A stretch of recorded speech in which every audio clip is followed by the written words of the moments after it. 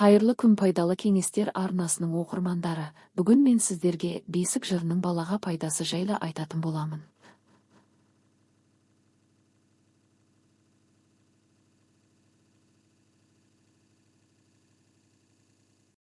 Сіз өзіңіз бесік жырын естіп өстіңіз ба? Өз балаларыңызға бесік жырын айтып бересіз ба? Комментарийге жаза кетіңіз. Бесік жыры қазақ халқының дәстүрлі ән өнерінің бір түрі.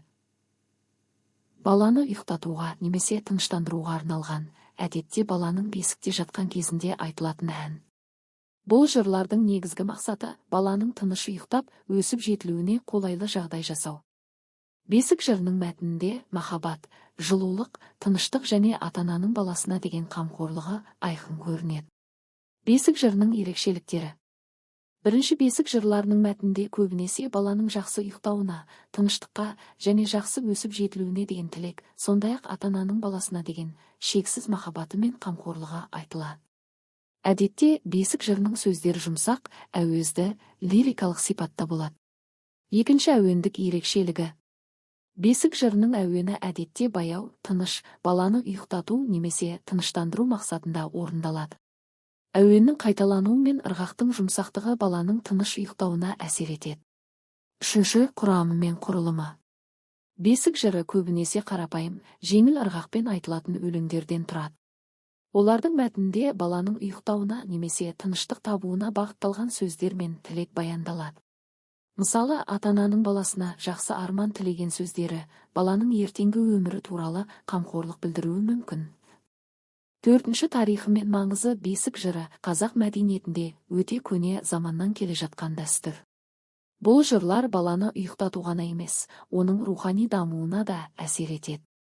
Бесік жыры арқылы ата-ана баласына мейірім, қамқорлық, жақсы тілек білдіріп, оны елдің дәстүрлеріне, мәдениетіне, дүниетанымына тәрбиелейді. Бесінші, баланың дамуындағы рөлі. Бесік жырының балаға ықпалы ерекше. Ол баланың психологиялық жағдайын қалыпқа келтіріп, эмоционалдық тұрғыда тыныштандыруға көмектеседі. Сонымен қатар, бесік жыры баланың есту қабілетін дамытумен қатар, оның музыкалық талғамын қалыптастырады. Бесік жырының мәтіндері. Бесік жырларының мәтіндерінде көбінесе жылы, жағымды сөздер мен тілектер айтылады. Мысалы, Айгөлек бесік жыры. Бұл жырдың әуені өте әдемі әрі тыныштандыратын сипатқа ие. Мәтіні келесідей болуы мүмкін. Айгөлек, айгөлек, ақбота, ақбота, жұлдызым, жұлдызым, күн боларсың, күн боларсың. Сәбиіме арнаған бесік жыры. Бұл да баланың ұйықтауын жеңілдетуге арналған, ата-ананың балаға деген тілегімен айтылатын жыр. Құралайдың жасындай, қуаныштың белгісіндей, балапаным, жұлдызым, құтты болсын, құтты болсын.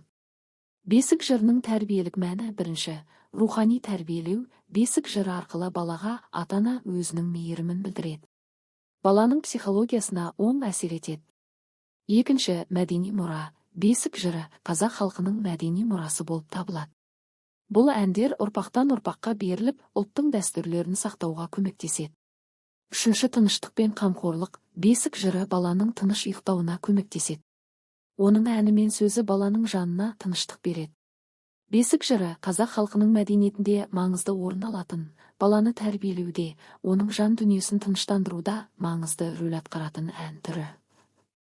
Бұл жырлар баланың ұйықтауына көмектесіп қана қоймай, оны өмірге, дәстүрлерге, ата-ананың қамқорлығына жақындатады.